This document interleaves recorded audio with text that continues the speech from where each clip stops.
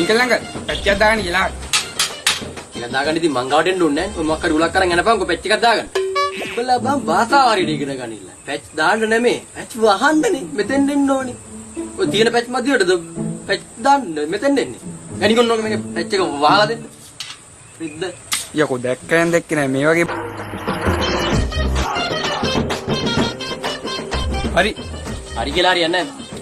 මේ අටි අතුර අරන් ගලවපන් ඉස්සරහට ඔය.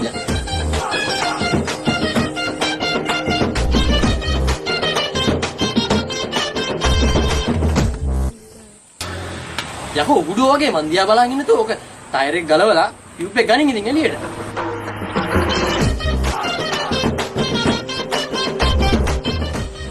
ඊට පස්සේ මේ ඔක වතුරේකට දාලා බලපන් පැච් එක කොහෙද තියෙන්නේ කියලා.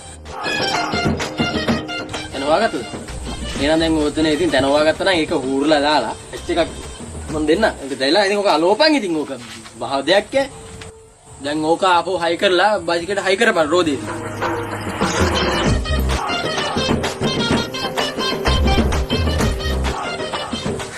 පැච්චලා ඉවරයි බසුන්නේ. ඉවරයි. ඌවා මෙන්න හරි අමාරු වැඩ බා. රුපියල් 70. අනේ ඉතින් බසුන්නේ මට නම් සල්ලි එපා ඉතින්. මට නෙමෙයි යකෝ 70ක් දීලා බලයන්. පැච් එක දැම්මට. කවුද ඔය මේක රෝද ගැලෙවි? මම රෝද ගැලෙවි. මේක පැච්චක් දැම්ම මම මේ වතුරේ ගොබන්න ඕනේ. පැච් එක හොයන්න ඕනේ. ඔක්කොම කරේ මම නෙවෙයි. ඊට නම් තමයි මටයි සල්ලි දෙන්න ඕනේ. මම යනවා යන්න. යකෝ මේ අටේ යතුර පාවිච්චි කරපු එකටවත් කීයක් හරි දීලා බලයන්. අටේ යතුර අරගෙන තල කරගෙන තෝගේ.